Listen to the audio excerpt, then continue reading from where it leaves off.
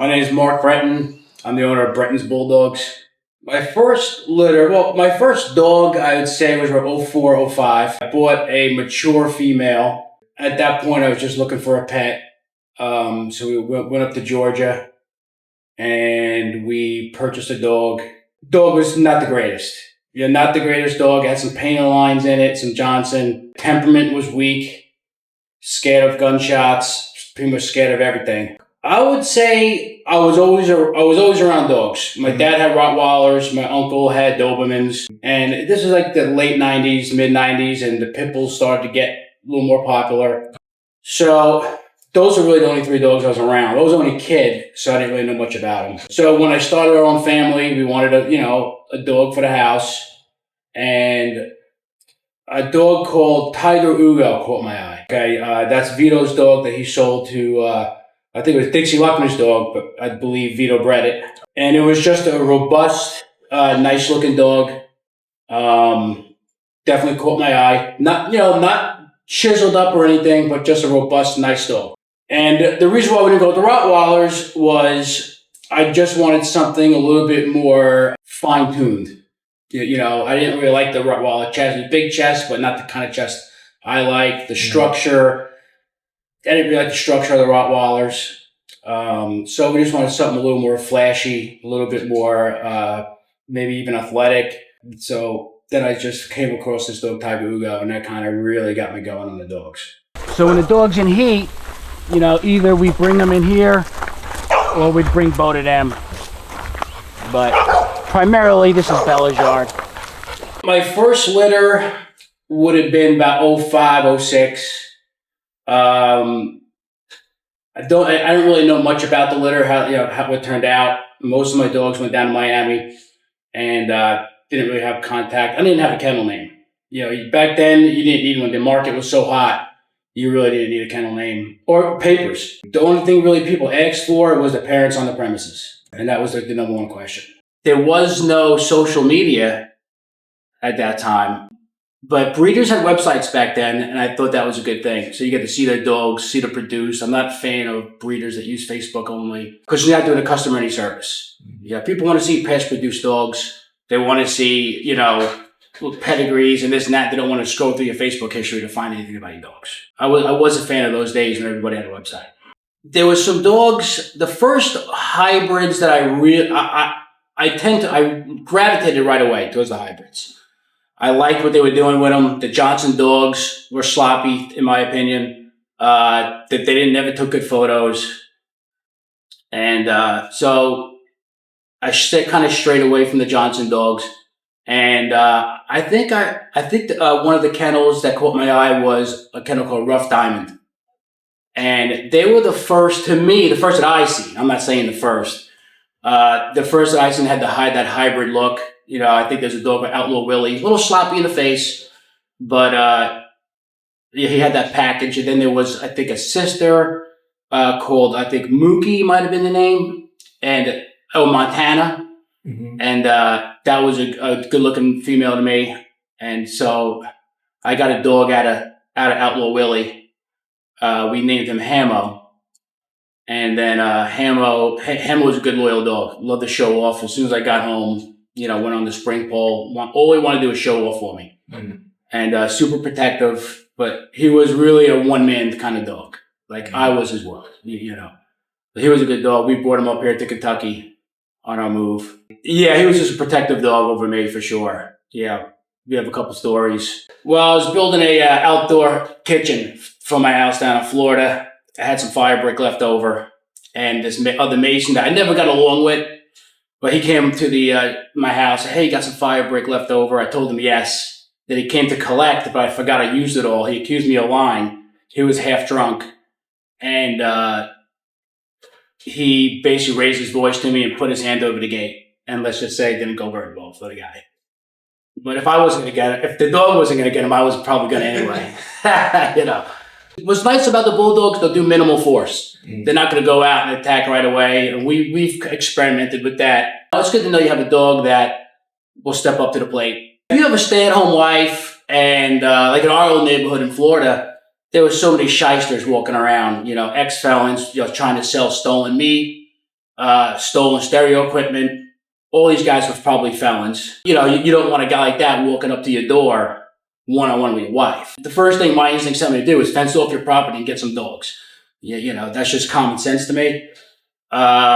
So that's what I've always liked. I've always had that. I think American Bulldogs are a good breed. They're intimidating, but any large dog would be good for that situation. I think the American Bulldogs, for me, I like just their overall structure, the flashiness. And if you're in the market for a dog and that stuff's important to you, like structure, I'd say 60, 70% when you put a deposit on a dog, you're going to get something that you expected. So if you were to get a Cane Corso, for instance, which I'm a fan of, but they're too big, sometimes they're too big. And when that comes with sloppiness and lack of structure, I didn't want to gamble on a Cane Corso. I think they were just called Italian Masters back then. I don't remember even hearing that name in the early 2000s. But I didn't want a sloppy looking dog with bad structure. So in my mind, and I was, ignorant back then, I didn't know a lot. But in my mind, if I was going to put a deposit on a dog, I was going to get what I thought I was going to get, right? Absolutely. Instead of some kind of crapshoot. In the pit bull world, you saw that all the time. There was so many back then. There was so many shitty pit bulls being, anybody was breeding them. You never know what the hell you're going to get. And I kind of feel that a lot about a lot of dogs. It comes in any breed, the Bulldogs too. But in my, young, ignorant mind, that's how it worked. The bad part about the breed in general, the community, is the virtue signaling. I don't like the virtue signaling. We don't buy dogs, we adopt dogs. I don't know if that's because there's a lot of women in the breed that tend to go that route, it seems like. They like to do the virtue signaling and all that baloney. I just don't think it fits into the Bulldog world very well. To me, they're blue-collar dogs. They love hard. They play hard. And I think that's not appropriate, for these breeds, all these breeds, Cane Corsos, Dojos, Rottweilers, the virtue signal's got to go. You want to go virtue signal with your golden doodle, go virtue signal with your golden doodle.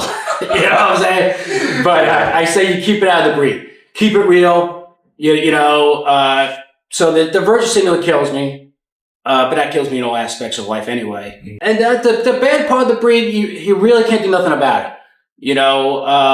We don't live in an agrarian culture.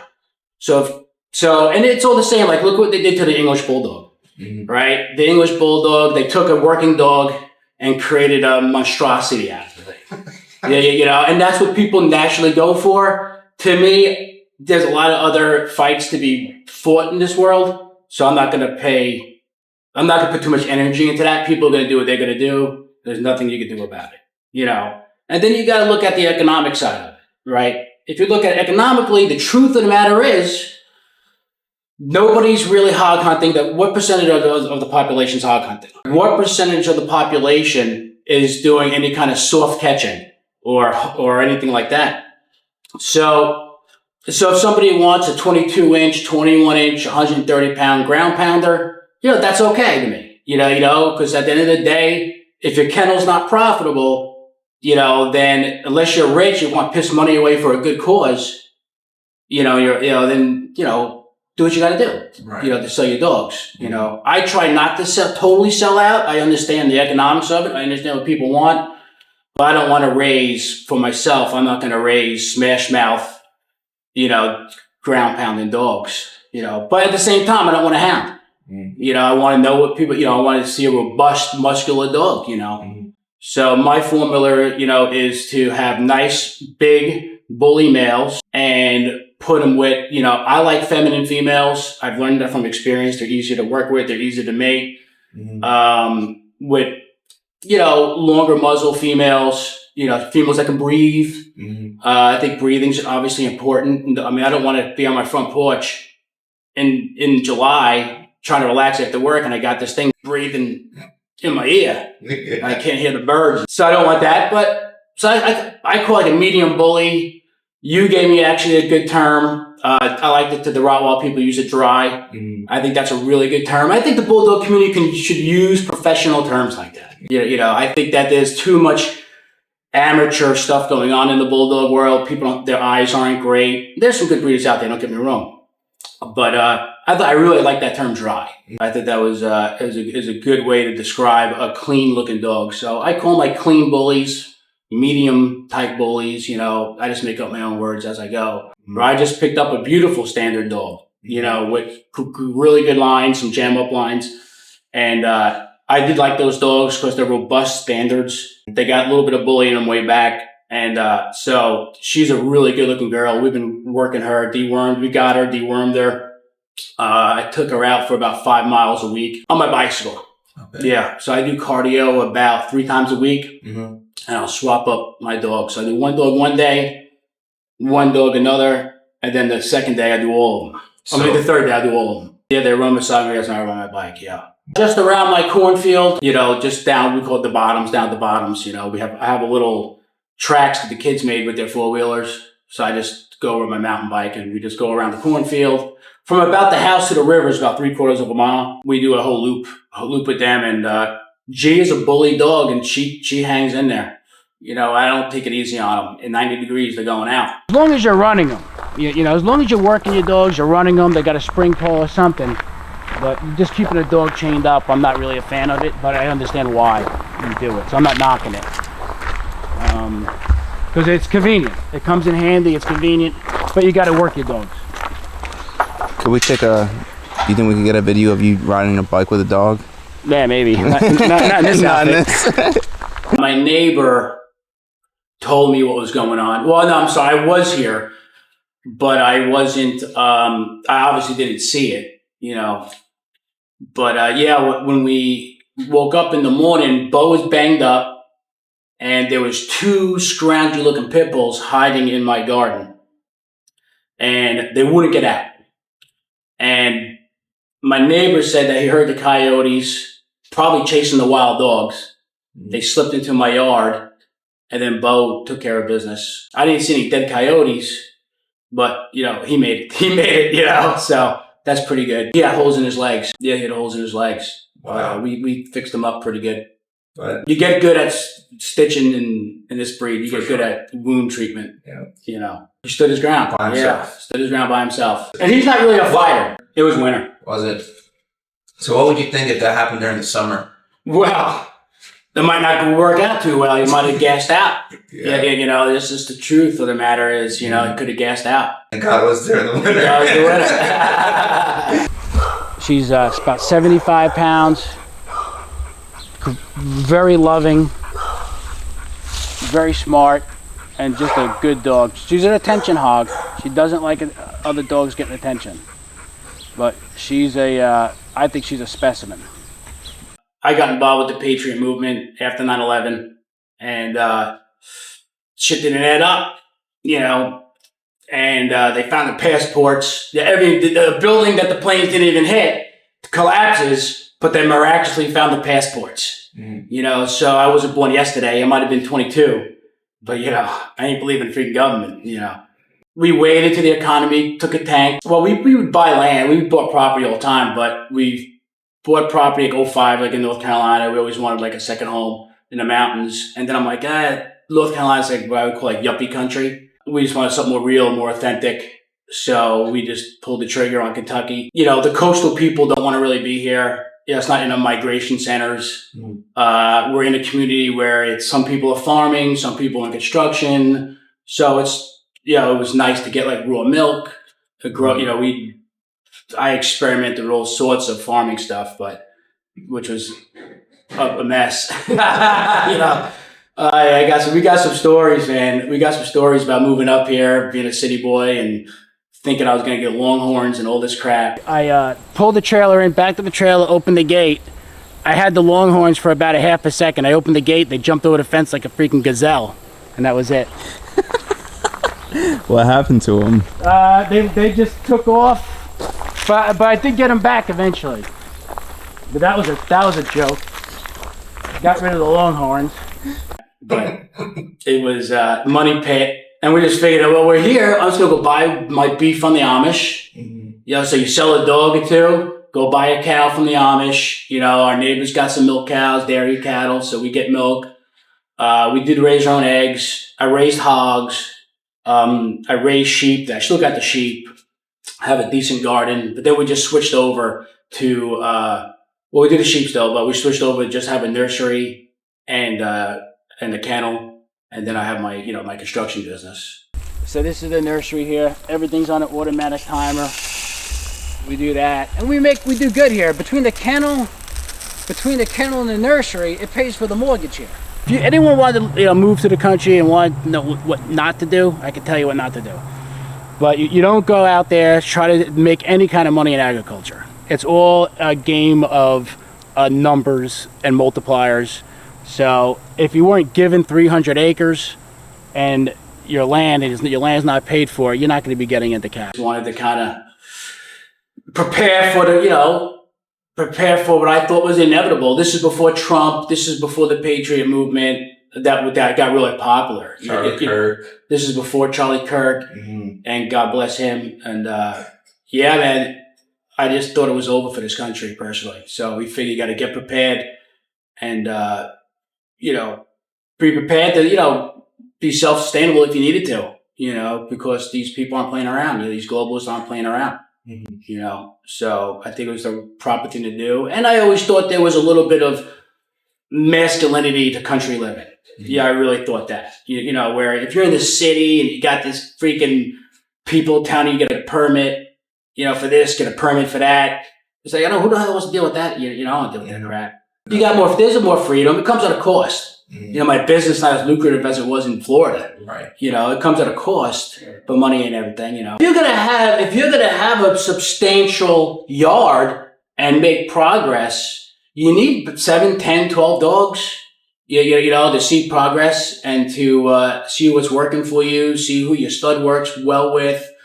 So you need dogs. You gotta do it. You could do it if you're in a suburbs, possibly. If you're really good at picking out dogs, if you're really good and you got deep pockets, and you be patient and wait, which I was always patient. If I seen a litter and if I wasn't first or second pick, I'll hold off onto the next litter. I had people hold deposits for a year or two, just so I can get a certain breeding, a certain pick. But yeah, if you're in the city, you got it. Because what are you going to do? You're going to be in a quarter acre with a Karen next door. I'm saying with 7 dogs in the yard.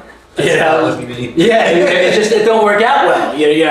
You keep them in your basement. I mean, you can't do it. I think it's a country game. And the thing is, the Bulldogs have heart. So you can get you can get a bully dog that's game, you could say. I'll use that term a little loosely. And it will freaking chase that four-wheeler until it dies. They don't stop. That's right. So the good thing about the breed, is they love hard, they play hard, and that's what I like about them. They're great with kids. So we've homeschooled all 4 of our kids since the oldest one's 22. They always had a bulldog in their life. And Alex Jones. So my main stud, when he was a puppy, was poked with sticks. I have a big 4th of July party. And a lot of people come, and 2 kids were poking him with sticks, and he didn't like it, and I think he always remembers it, so I'm a little cautious with young kids with like no common sense. And I think everybody should be with kids anyway. So I think it's just, even if nothing happened, I would still be cautious around other people's kids, I'm a big Braveheart fan. And the reason why is I've always admired their front assemblies. Their front ends, to me, I'm not saying that the rear ends are bad, but the front assemblies is what stuck out to me. And you can see them in my dogs, right? Especially Gia, Bo. They just they're wide, but their legs are underneath. They're not out wide, so they have wide chest, but the legs are, underneath them. But I like the tight skin. I like the front assemblies. I like what he's doing now with the breathing and stuff like that. So I really appreciate, Vito's effort into the breed, and he's a good guy, so I kind of keep a small circle. And then I have one Johnson bitch. I had 2. We lost 1. People are hard on them. I think it's deserved, but they do have something to offer, in my opinion. They keep it up to your standards. They're big. I like more the Mastiffy type of Johnsons. and they got some leg under them. They got some muzzle, but they carry that volume. And I like that old school volume. You get some of these athletic bullies and they're muscled up, but their bones are a little thin, in my opinion. Where if you see Bandit, who's, half Johnson, he's got a lot of volume. Okay. And I like that. All my, let's see, Bo's 100 on the money. Bandit, haven't had him weighed, but he's about 100, maybe 105. Bella, who's my big bitch, she's 100. When I had her weighed, she looks heavier, but the scale's at 100. I would say G is probably 75. She's my favorite. G is coming off of Bo and Nira. Nira's from Braveheart. Okay. And Bo has a lot of Braveheart in him as well. He's off of Dean Scooby, which is a good looking dog. A little short, but he's a good dog. Gypsy is off of Sumo, so the same father as Nira. And the mother is, I believe, Honey Bunch. That's Lily Mae. She's a standard, but she's a nice thick standard. Beautiful girl. And, I couldn't resist. Had to go pick her up. She was in Knoxville, Tennessee. Well, all my females go through Bo first because he really is, to me, temperament-wise, structure-wise, flash-wise. Every female has to go through him first. And then I have a Bo son who is Bandit, and then we'll probably use him. And I got his brother next door, Bronson. You do have to choose a phenotype because, in my opinion, if a customer wants to know what they're going to get, right? So it's no different than if you're on a road trip with your family and you see a chain or you see a mom and pop store. You're not going to go. You got somewhere to go, so you're not going to go to the mom and pop because you never know what the hell you're going to get, right? So at least if you go to Chick-fil-A, you know what you're going to be getting. And it's the same thing, I think, with old business because I really just like good looking dogs. At the end of the day, right? I mean, there's standards I love, so there's some extreme bullies I love, probably not as much because I really don't like the smashed in faces, so that I don't like. So I guess choosing a phenotype that I want to produce, I'll make up my own terms, but what I call clean bully, sour mug, no excessive wrinkles, no smashed in face, some leg under them, 23 inches, 24 inches. They don't need to be super athletes. Like I said, I'm really not doing much with them except for protection. Bo does some soft catching with the lambs when we take them to the butcher, which I love. He knows not to kill them. He just gets them down, pins them down by the ear and just lays on them. Not nothing aggressive or anything. So that's kind of cool. So yeah, just a functional dog, not extreme in either direction.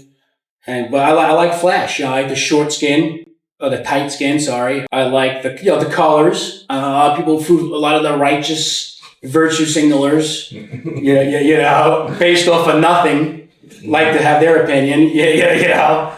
But they're just probably mad because they don't get blue dogs. I don't know. You know what I'm saying? Who doesn't want a blue dog? I mean, and I like a lot of different colors. I like the black brindle. Yeah. I just had a pup, man, out of Bandit and Gia. So I like that that black brindle's tough looking, man. That was my first line breeding in a long time. And I'm just going to continue on. Okay. With that. Where can people contact you about a puppy or about your dogs? Just, Messenger, Bretton's Bulldogs on Facebook, Mark Bretton on Facebook, just hit me up on Messenger is probably the best thing to do.